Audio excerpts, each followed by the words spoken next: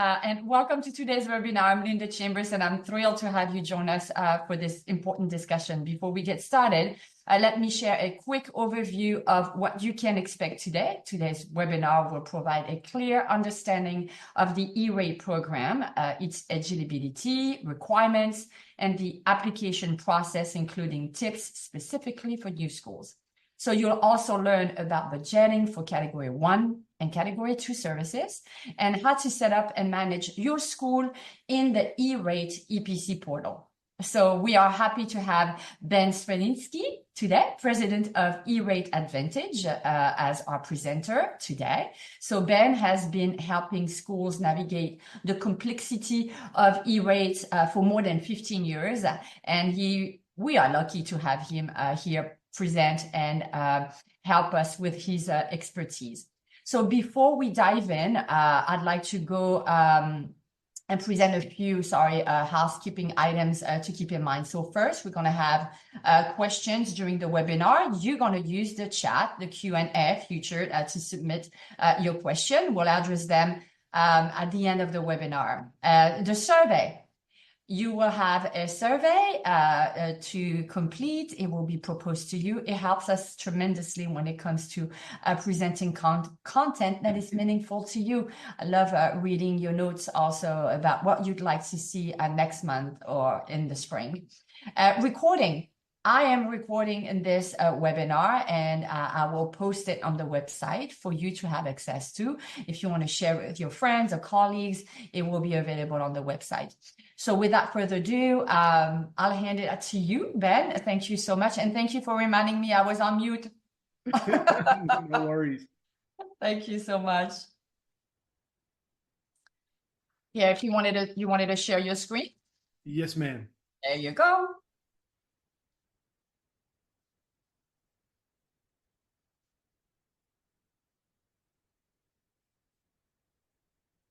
And thank you, Benson, for letting me know I was on mute too. Thank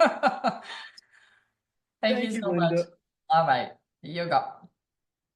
Thank you, Linda. My name is Ben Sniecinski, and I'm president of E-Rate Advantage. We are a full-service E-Rate consulting company. I'd like to thank the Florida Charter Institute for having me here.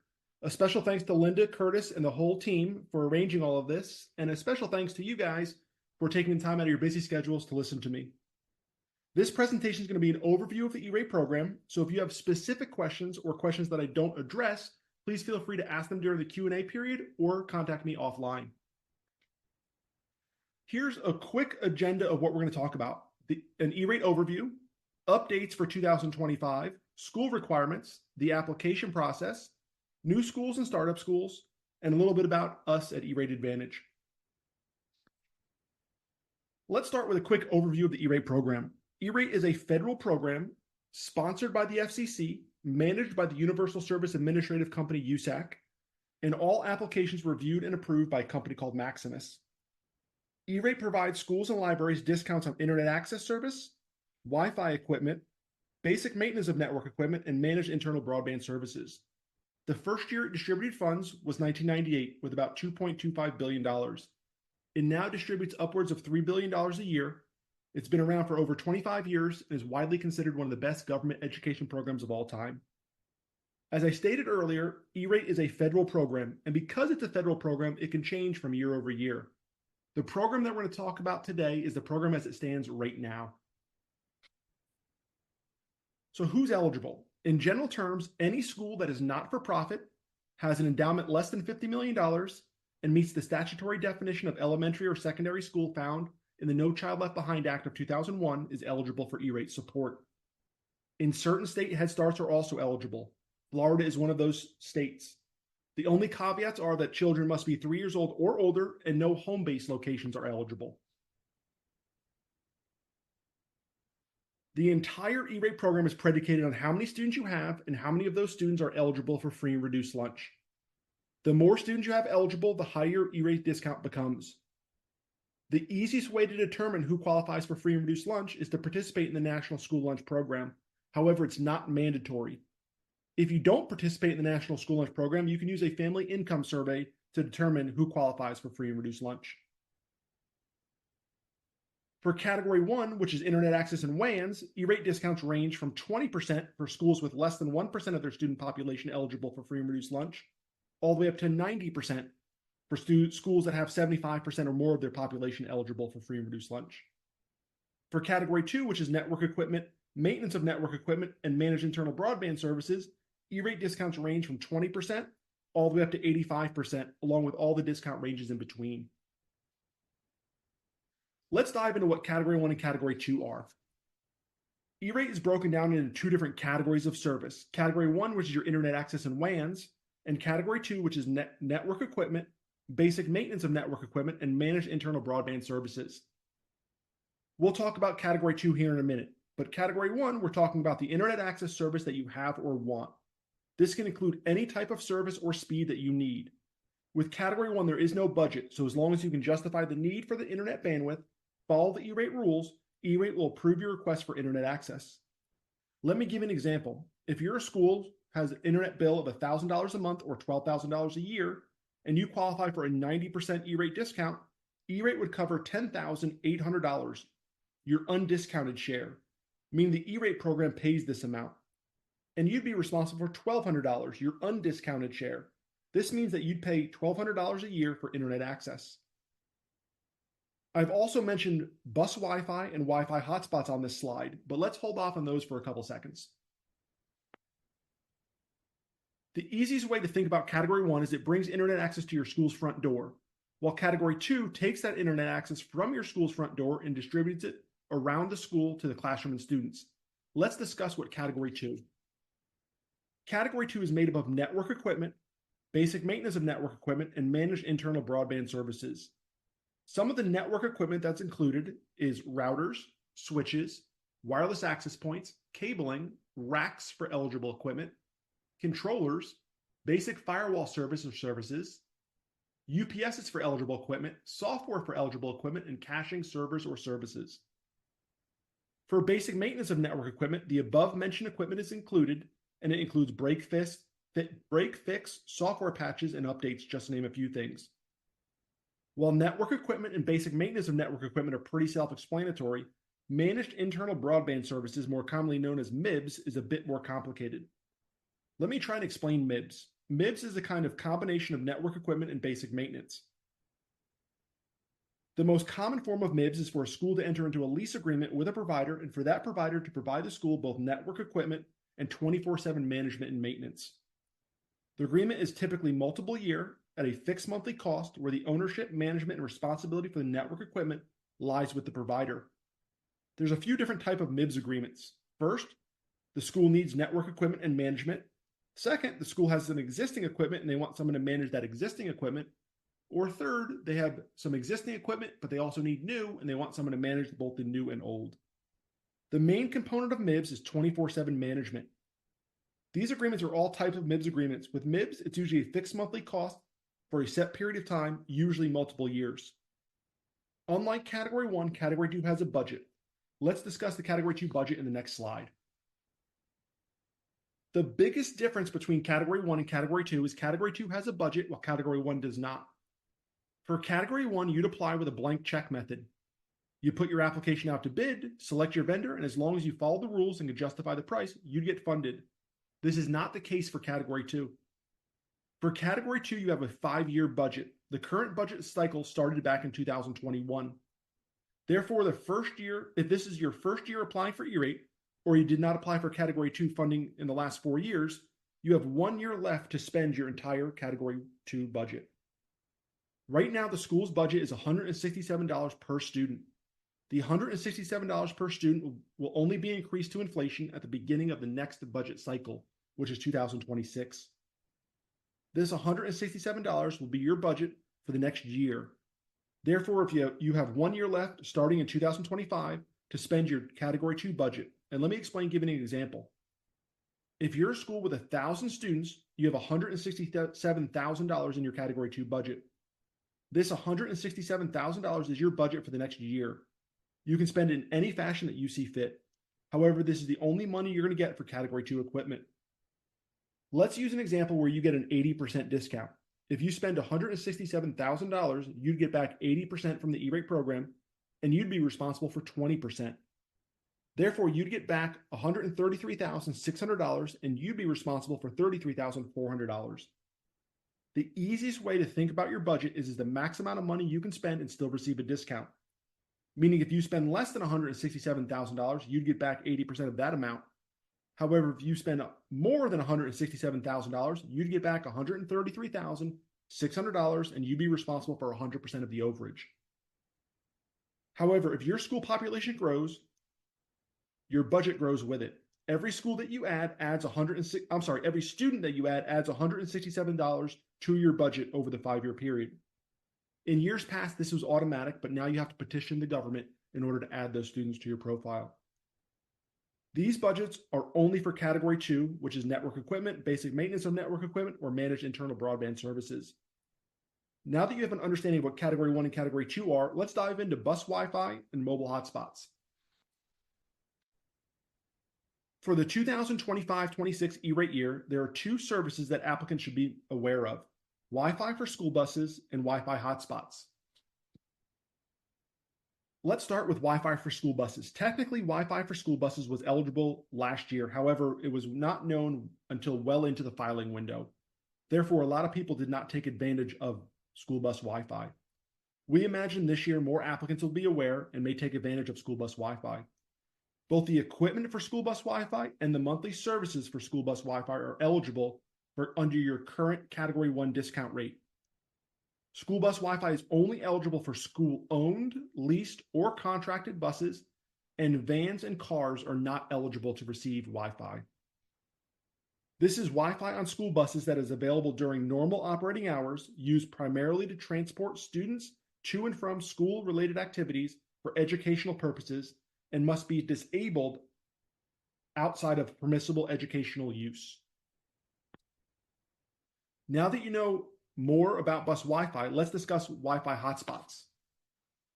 Starting with 2025-26 E-Rate funding year, which is July 1st, 2025 to June 30th, 2026, the FCC has made Wi-Fi hotspots and mobile wireless internet access eligible for E-Rate support for off-premise use. Schools are intended to loan out these hotspots to students and staff who don't have access to internet at home. These are for off-campus use only and must be used primarily for educational purposes. Let's dive into Wi-Fi hotspots in more detail, but please note there's a lot of nuance in applying for Wi-Fi hotspots. Therefore, if you're interested, please contact me offline and we can go into this in way more depth. Who's eligible?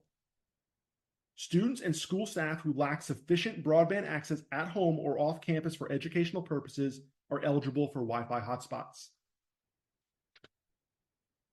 What's eligible? Wi-Fi hotspots are eligible for Category 1 funding starting in 2025, but are limited to a fixed 3-year budget cycle. The first budget cycle is 2025 to 2027. There are some restrictions on devices itself. Let's talk about what is eligible. Wi-Fi hotspots should provide Wi-Fi connectivity to a hotspot user as its sole functionality. Wi-Fi hotspots must be portable. Wi-Fi hotspots must be a single device. Wi-Fi hotspots must be used with a commercially available mobile wireless internet service, and each Wi-Fi hotspot must be associated with a line of service for the respective funding year. Now let's talk about what's not eligible. Multifunctional devices such as smartphones, PCs, notebooks, tablets, routers, switches, wireless access points, and customer premise equipment are not eligible. Wireless services delivered to a broadband-enabled end-user device such as a laptop or tablet are not eligible. Wi-Fi hotspots for future use are not eligible, and one-to-one Wi-Fi hotspot initiatives are not eligible. Now that we've discussed what's eligible and ineligible, let's talk about the funding caps.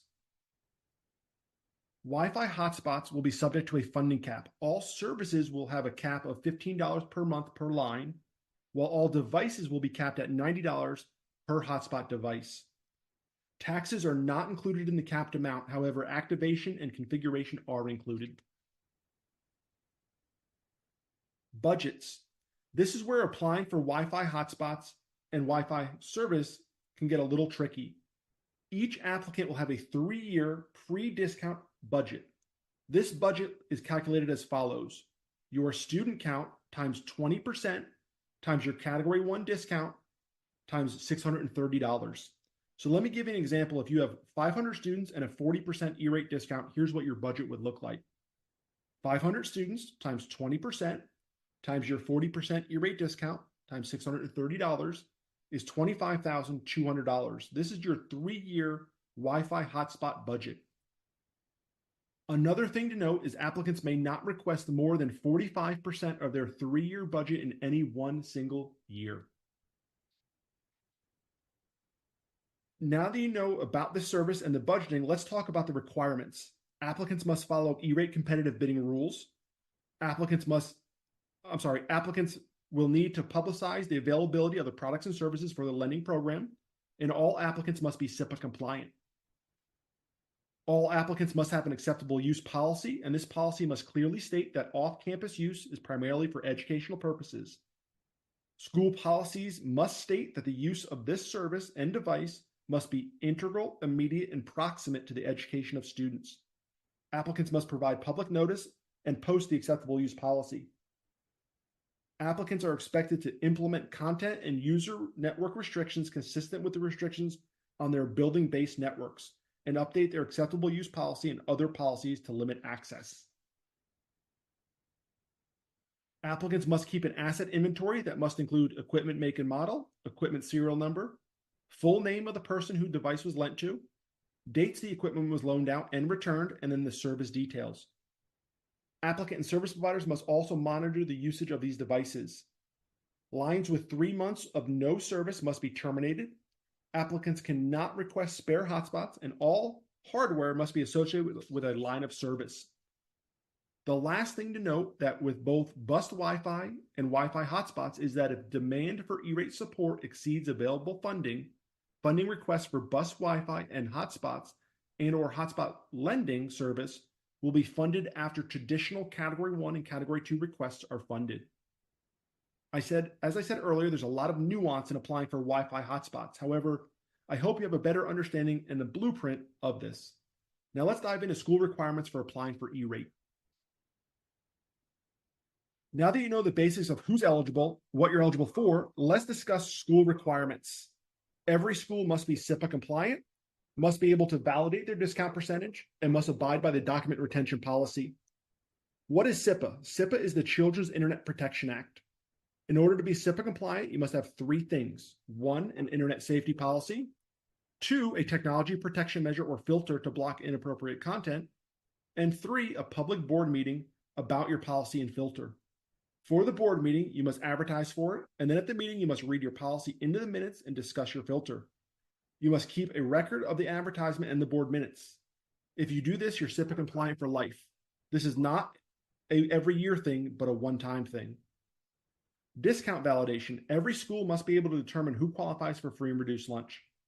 I imagine the vast majority do or plan on participating in the National School Lunch Program or CEP. Both of these are great ways to validate your discount percentages. But don't worry, if you don't participate in one of these programs, you can still use a family income survey. Lastly, the document retention policy for E-rate is 10 years from the last date to receive services. The following is a brief example of what things you may want to keep. All your FCC forms and related components, all your communications with potential vendors, copies of your winning and losing bids, the final bid evaluation and supporting documentation, and contracts and invoices. This is not an exhaustive list, but a place that you want to get started. Now that you know who's eligible, what you're eligible for, and the requirements, let's talk about the process. Now that we're going to discuss the E-rate application process, the first place to start is the E-rate Productivity Center, or EPIC. I first have to admit the next couple slides really get into the weeds, so if I lose you anywhere or if you have any questions, please don't hesitate to ask during the question period. Let's get started. The E-rate Productivity Center, or EPIC, is the main portal where all E-rate forms and applications are filed. Before you can even begin to file for E-rate, you must register your school in the EPC system, and you must designate a person at your school to be the account administrator. This person would be your E-rate point person for your school. You can have multiple EPC users, but one person must be your account administrator. Once you get set up in EPIC, you're ready to get started. Once you get set up in Epic, the next thing you want to do is determine what services you want or need to apply for. Remember, you have two different categories of service. Category 1, which is your internet access and WANs, and Category 2, which is your network equipment, basic maintenance of network equipment, and your managed internal broadband services. Some years you may want to apply for all services, and some years you may only want to apply for certain services, but this is the spot in the process where you make that determination. You're applying in the fall or winter prior to the next E-Rate year. The E-Rate year runs from July to June. So you're applying now for what you want starting July 1st, 2025 to June 30th, 2026. Once you determine the services that you want to apply for, you next have to establish your vendor selection criteria. Before you can file for E-Rate, you have to establish your vendor selection criteria. This is the criteria that you're going to use to evaluate all the bids that you receive. E-Rate is the closest thing to free money, and because the government's going to give you this free money, you've got to do two things for them. One, you've got to run an open and fair competitive bidding process where everyone has access to the same information. And two, you've got to weigh all your bids against the same vendor selection criteria and select the most cost-effective vendor for you. E-Rate says you can use whatever criteria that you want, but price of eligible goods and services must be the single most heavily weighed criteria. Here's an example of some criteria you might use. Price at 40%, experience with the school at 20%, experience with E-Rate at 20%, and references 20%. Once you determine your services and establish your vendor selection criteria, you're now ready to start the application process. The next step is to file the 470. The 470 application is the first application in the process and is the description of services requested and certification form. The 470 is the application that you file to let potential vendors know what you're looking for. The easiest way to think about the 470 is it's your bidding document. You may post something like, we're looking for internet access of 100 megs to 500 megs, or we're looking for 5 new wireless access points. This application goes out to the USAC website for a minimum of 28 days. This is the mandatory waiting period before you can select any vendors or sign any contracts. During the 28-day waiting period, vendors will reach out, they'll ask questions and provide bids. Please remember, if you want to file a 471 for a service or product, it first would have to have been bid out on a 470. This 470 must go out to the E-Rate website for a minimum of 28 days. You can wait longer than 28 days, but you can't wait less. After the 28 days is over, you're free to evaluate your bids and select your vendors. This is the spot in the process where your vendor selection criteria comes back into play. Once you file your 470, wait your 28 days, you're now free to select your vendor and sign your contracts. However, you first have to take all your bids, weigh them against your vendor selection criteria, and pick the most cost-effective vendor. Remember, you don't have to pick the cheapest vendor, but you have to pick the most cost-effective based on the vendor selection criteria that you established. After you select your vendors, you're free to file your 471 application. The 471 application is the description of services ordered and certification form. It's the meat and potatoes application. It's the application that lets USAC know who you selected, for what services, and how much they're going to cost, and what time frame they're going to cover. The 471 application is the application that goes into the USAC system and gets reviewed and hopefully approved. Let's discuss the review process. The USAC review process starts as soon as you file a 471. While USAC gets upwards of 40,000 applications every year, they only have about 300 to 400 reviewers. So you have no real insight into when your application gets picked for review. But once it does, you can typically expect questions such as, prove you're actually a school, validate your total enrollment and free and reduced lunch count, and please send us copies of your internet bills or copies of your contracts. These are examples of typical questions that you can expect to receive. Your applications may also get pulled for special compliance reviews, cost-effective reviews, or other type of audits. During these reviews, they typically focus on specific aspects of the application process, such as your vendor selection process or your cost effectiveness of your vendors. USAC also reserves the right to audit your applications for up to 10 years from the last date to receive services. This is why your document retention policy and procedures are so important. E-Rate will force you to return money if your processes and procedures are not properly followed. After the review process, hopefully your application gets approved. If it gets approved before the start of the funding year, which is July 1st, that's great. However, if it gets approved after the start of the funding year, your discounts and reimbursements are retroactive back to the start of the funding year. So no matter when you get approved, you're still covered for the entire funding year. After your application is approved, you get what's called a a funding commitment decision letter, or FCDL. This is the official approval letter from USAC. It tells you what was approved, the service provider, the dollar amount, and the time frame. If anything was denied, it tells you that as well. Once you get your FCDL, you have to file what's called a FCC Form 486. This form lets USAC know that services have started and that your school is SIPA compliant. This way, if USAC gets an invoice, they know they can pay that invoice. You should not file your 486 until you make all certifications on the form. Now that you've been approved, you filed your 486, you now have to decide how you want to get your money back. You have two different options, Bear or SPY. With Bear, you pay your bill in full as if E-Rate never existed. Then you file a reimbursement form or a Bear form to get your money back. Typically, if you select Bear, you'd file your Bear form every 6 months or once a year. And at that time, you file online and get an electronic funds transfer into your bank account for your discounted portion of your services. With SPY, you'll work with your provider to set up your account for direct discount if they offer this. The way this works is instead of your provider billing you 100% of your invoice, they bill you for your undiscounted portion, and they go back to USAC and get the discounted portion directly from them. If you're a new school or a startup school or a school that has yet to open, you still follow the same processes and procedures. You get set up in Epic, determine what services you need, establish your vendor selection criteria, file your 470, review your bids, select your vendors, and file your 471. Now, this is where in the process it might change slightly. If you're a new school or school that is yet to open and USAC pulls your application for review, you're going to do one of two things. You're going to tell the reviewer, hey, can you put my application on hold until I can validate this information, or can you move forward with estimates that I provided? Most reviewers will do one of those two. If you move forward with estimates, they'll allow you to update those estimates during the invoicing process. Don't let anyone tell you you can't apply for E-Rate until you actually have students enrolled. This is not accurate. You can apply now with estimates, and you should apply now. If I lost anyone in the weeds, here's what E-Rate boils down to. Imagine you're opening a charter school and you're going to spend $20,000 on network equipment. E-Rate can cover up to 85% of that amount. Don't lose this opportunity. Whether you apply on your own or use a company like ours, you should be applying for E-Rate. E-Rate's the closest thing to free money, and every school should be taking advantage of the program. Now, with all this said, E-Rate is a program that you absolutely can apply for on your own, and if you have been, please continue to do so. But if you find the process too complicated, too time-consuming, or too confusing, that's where E-Rate Advantage can help.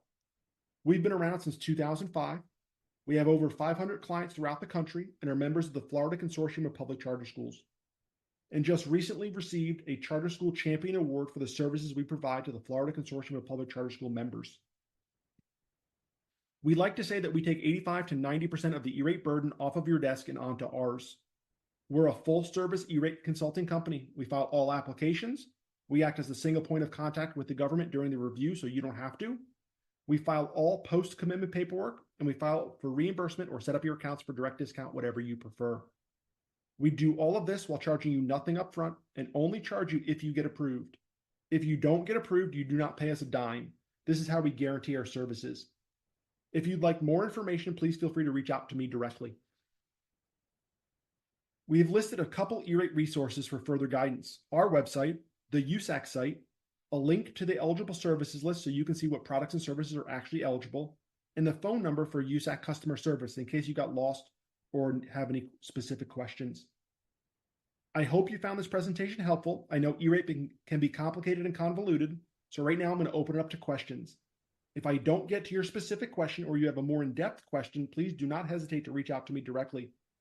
Thank you very much, and let's get started with some questions. We have a couple of questions in the chat. So the first one is, how is rural versus urban determined? Sure, that is determined by USAC. They use census data. I don't have that census data right in front of me, but if you want to send me an email, I can send you a link to it.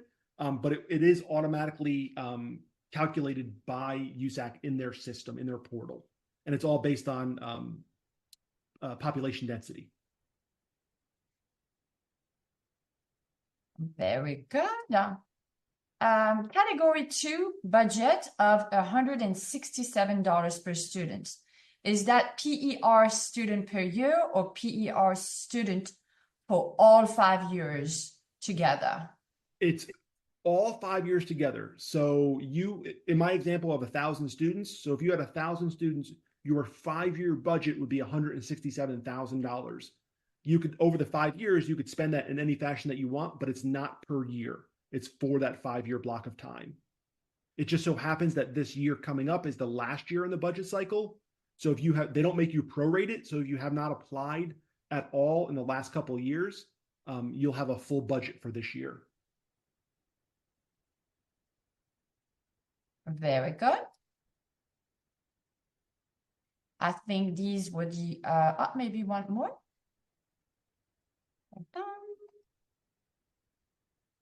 Does E-Rate cover subscriptions, licensing for network equipment such as Cisco Meraki?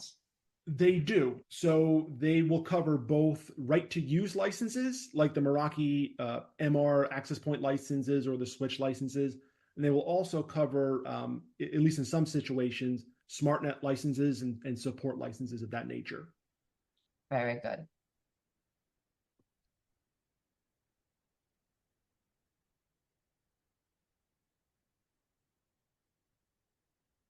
I don't see any more questions. I can give it a little bit of time while I go over some more housekeeping items.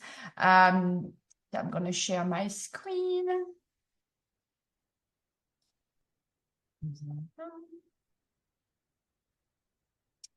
Here we go. So we would love to have your feedback, as we mentioned earlier, because it helps calibrate the content we offer you. So please fill out the survey. It just takes a couple of minutes, I promise. It's not too long. And also, I want to let you know that Thursday we have Keith Jacobs, actually, from Step Up for Students, presenting our webinar at 10 a.m. Lots of information and resources for you, school leaders, if you want to know a little bit more about what is new in the statutes and some of the benefits your school can actually discover and really take advantage of. I just want to remind you of our social media platform. We are constantly posting there, sharing resources to you. So follow us and please feel free to share this webinar with colleagues also. But I want to thank you, Ben. Thank you so much. Thank you, Linda. I appreciate it. Thank you very much. Thank you. And so I will post this webinar on the website. It should be available by tomorrow. So if you want to invite friends to join or colleagues, and also Ben's presentation, I will post also his slide deck so you can come back on some of the resources he just shared, or you can contact him directly. We'll also make sure that you have all that information up so you can do that very easily. Thank you so much, Ben. I will see you on Thursday, you all, at 10 a.m. for a webinar with Step Up for Students. Thank you, Ben. Have a great day. Bye, everyone. Have a great rest of your day. Bye-bye.